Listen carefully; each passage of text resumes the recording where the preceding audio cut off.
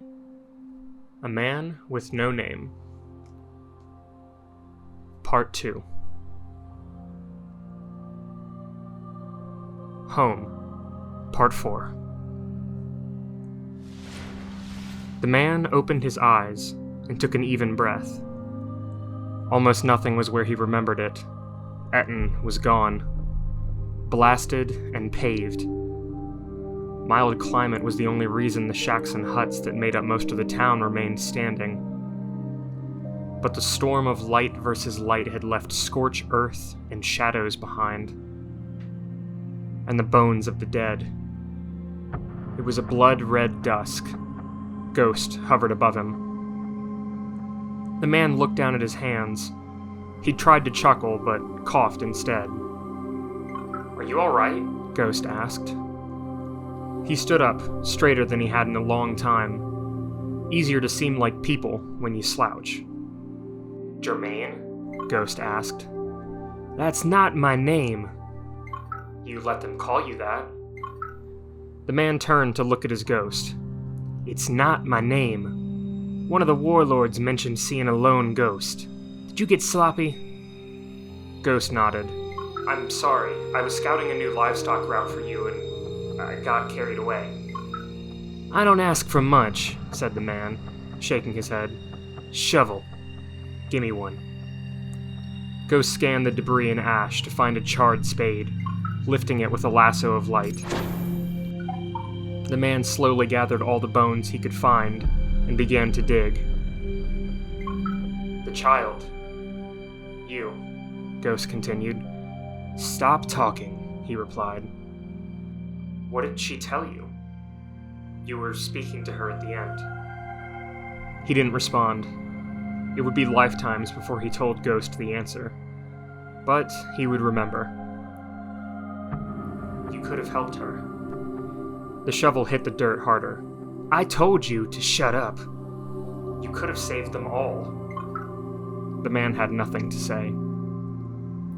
He must have been making more noise than he thought, because just as he finished digging a grave big enough for the bones, a voice called out.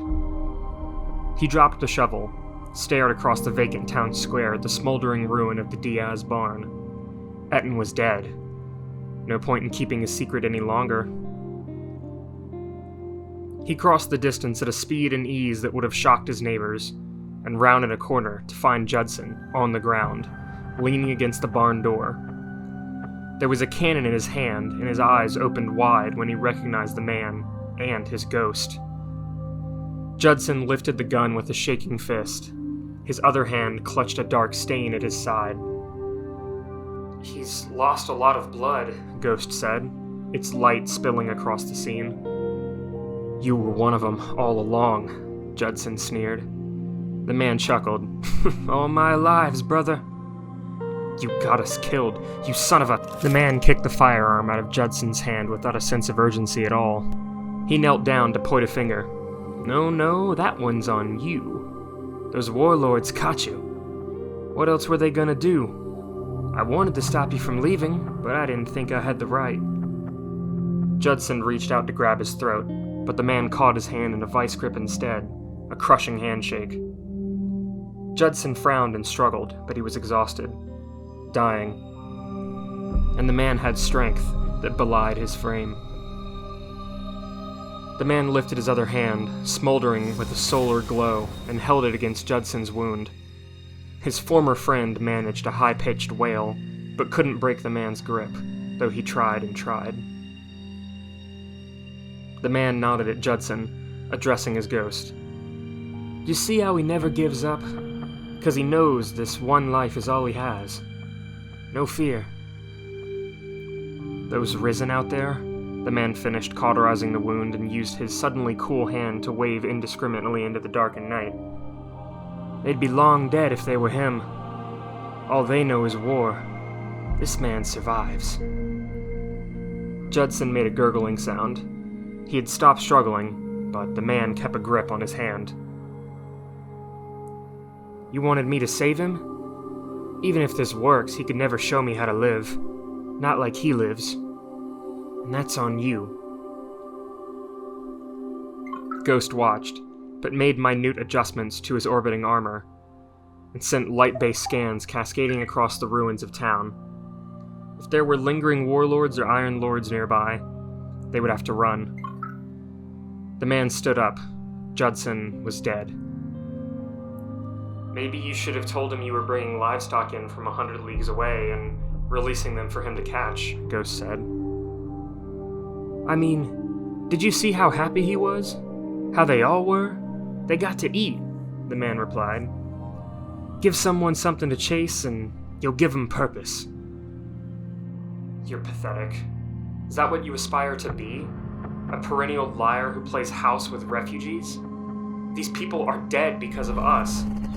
I lived here as one of them. You could be so much more.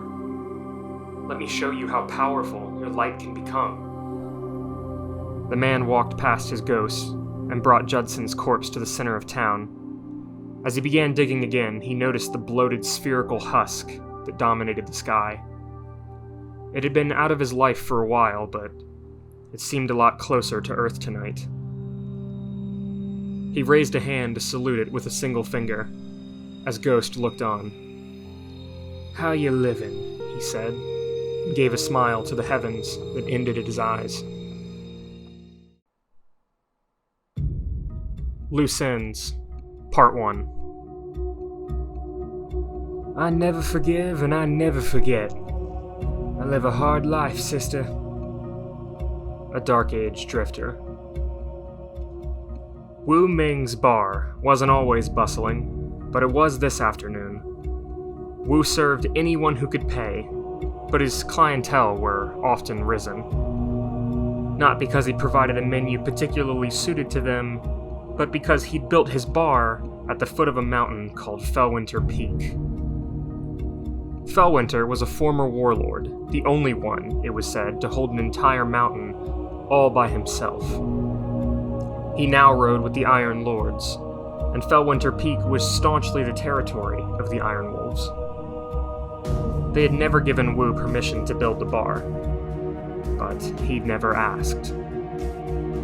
Almost to a person, the patrons tonight were without ghosts. High winds and inhospitable cold meant those without ghosts rarely visited. But tonight, word had reached the general population that warlords were back in the region. No shots had been fired, not yet. But it was enough to get every poor, lightless wretch for miles around into Wu's bar, where chances were an Iron Lord or Lady might be having a drink. Wu Ming didn't mind.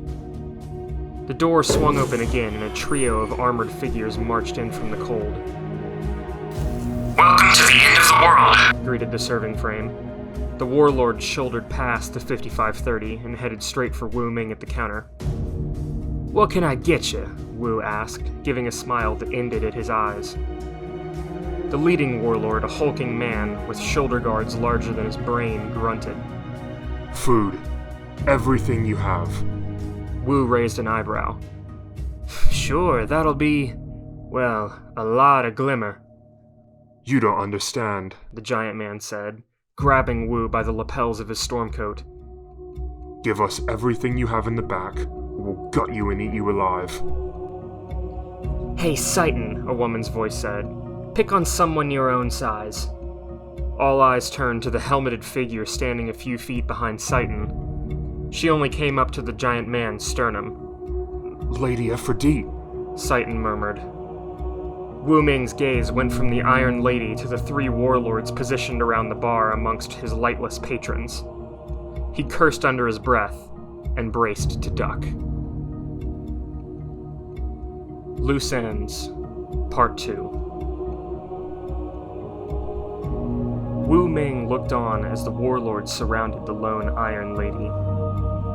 End of the world is wolves' territory, Aphrodite was saying, and so is the entirety of Fellwinter Peak. That changes tonight. A crescent of light arced between the warlords' open hands. I have an army of raiders and a fire team of Risen waiting on my command. Fellwin has lost his mind siding with you lot. Underneath the helm, Seitan's eyes flickered from the Iron Lady to his warlord ally positioned behind her. The flanking warlord raised a massive hand cannon and thundered a bullet directly into Citan's chest as Ephrodite dropped to a knee. She swung her cannon to her right side with her left fist and let loose with a roaring double tap behind her, shattering the rear warlord's head. Wu Ming saw that she hadn't so much as looked. The third warlord's submachine weapon fired a spray of bullets that hammered the floor as Ephrodite rolled. Wu cursed inwardly as wood splinters went flying all over the room. People screamed. But it was already over. The third warlord crumpled. Ephrodite's solar knife had divided his head. "Hold!" the lady barked, firing her cannon into the ceiling as three ghosts materialized above their charges. Bits of wood fell on her shoulder. Wu Ming cursed, audibly this time. "You know who I am," she shouted at the room. "At this distance, I could shoot all of you out of the air swifter than you could even bring back your risen." The travelers' children froze, their shells spinning aggressively in the air like metallic beads. "You're free to go," she told them. "But your risen, stay with me. Follow the Iron Decree, and you'll get them back. In time." The ghosts looked at one another.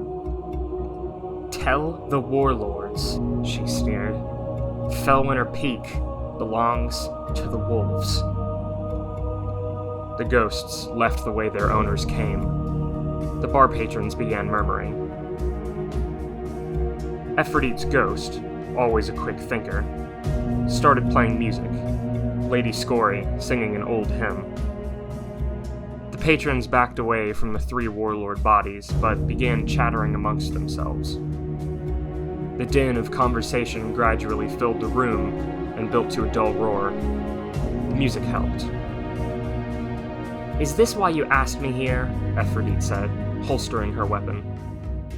"You said you had some business that paid." "I did. You just finished it," he responded, reaching out with a fistful of glimmer. The Iron Lady stared down at it, gawking beneath her helmet. "Who the hell pays you?"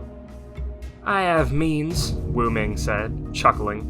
"Stick with me, sister. I'll make you rich, I promise." She eagerly took the sapphire cubes out of his hand. Glimmer represented pure material potential. "You didn't bring Fellwinter," Wu said. She eyed him. "I told you he never comes down from the peak unless it's official Iron Lord business. What do you need from him?" "Hey, what are you doing later?" Wu asked suddenly. "Hunting Fallen. They're becoming a problem at Boyle Pass. We'll be at it till dusk," Ephrodite said, lifting the helmet just above her mouth to grab a drink from behind the counter and swallow an entire mug of the malt Wu had served. She belched and asked, "Care to join us?" Her smile just beneath the helm was all teeth. Wu chuckled. "Nah, a mere mortal at a risen fight? I'd just get in the way." He thought for a second. "Would you like to dance before you go?" "Nah," she said, imitating his tone. The helm came down. He cocked his head over the music, then leaned in to ask, "Wait, what did you think I said?" "Would you like to dance before you go?" she repeated. "I'd love to," he said, stepping forward, arms wide. She sidestepped him and kicked his leg out from under him. He went tumbling to the ground, and someone spilled their drink on him. "I had to try," he called from the floor, watching her go. The plume of her helmet rose above the crowd, and was already halfway out the door. "Take the bodies!" he yelled, still on the ground. It took him 3 nights to climb the peak that night. He was shivering in his long coat, and if not for his ghost, he would have succumbed to the cold long ago. Ghost was hidden, of course. The massive castle doors were already open when he arrived at the top. An Exo, eyes glowing in its sleek black skull, stood just beyond them. It released whatever weapon it was reaching for inside its greatcoat when Wu Ming approached with his hands held high. "I come in peace, brother." Loose Ends, Part 3. It wasn't much warmer inside, though Fellwinter's ghost had lit the fireplace for Wu. He sat across from the former warlord, both of them in massive Gothic chairs. Who are you? Fellwinter spoke first. Your neighbor. I live downstairs, been trying to get your attention for a month. Wu Ming grinned. What do you want? Wu thought about it. I heard you kill. A necessity of life at this post-collapse existence. No, I'm talking risen. Final deaths. It's gotten real taboo recently. You Iron Lords are changing things. Who are you? I don't believe you've been honest with me. Fellwinter's voice echoed through the chamber. Wu Ming leaned back and rubbed his temples. His hands shook. Fellwinter stared unblinking. Wu had the feeling the Exo would sit, frozen in time, until he said something. Ghost, Wu Ming beckoned. His only friend in the world materialized out of thin air. Is that supposed to impress me? Fellwinter asked without a shred of irony.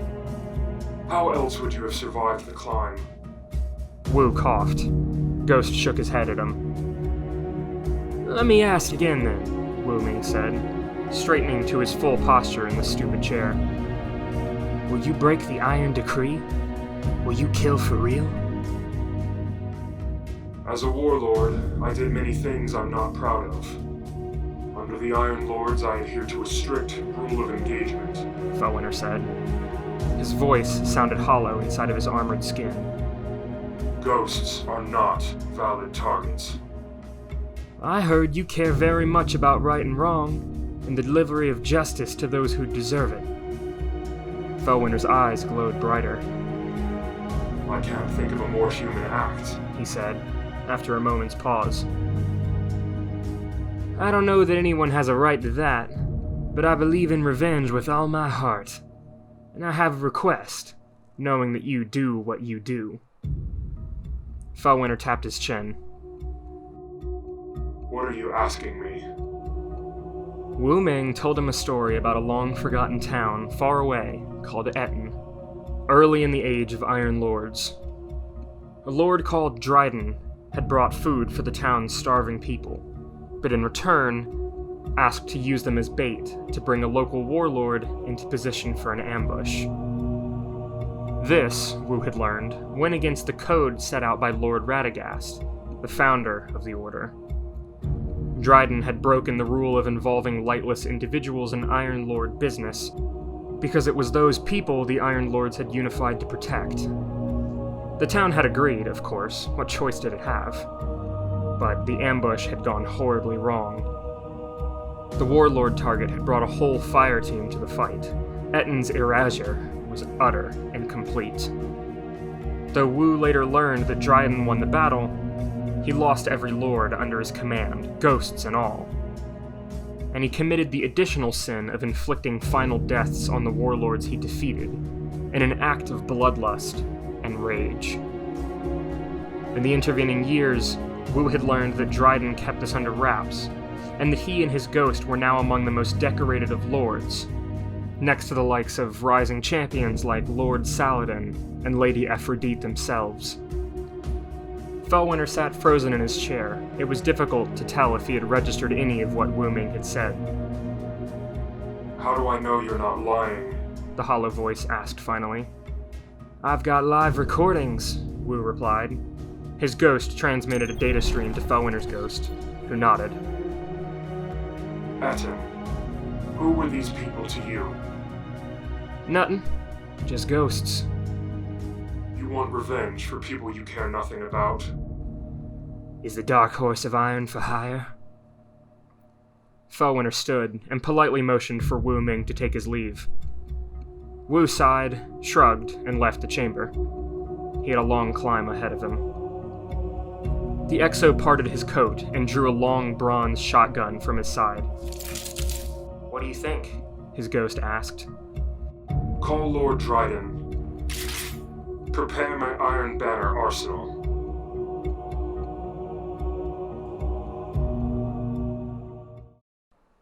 Thank you for joining me for this video today, Guardians. This was the conclusion of the Man with No Name storybook. Make sure to subscribe if you haven't already, and the best way to let me know you enjoy my content is to leave a like on the video or comment down below. I'm going to be starting another lore book soon, and if you have any ideas for which ones you'd like me to cover, just post down below and I'll make sure to read every single comment. Thank you so much, and I'll see you in the next video.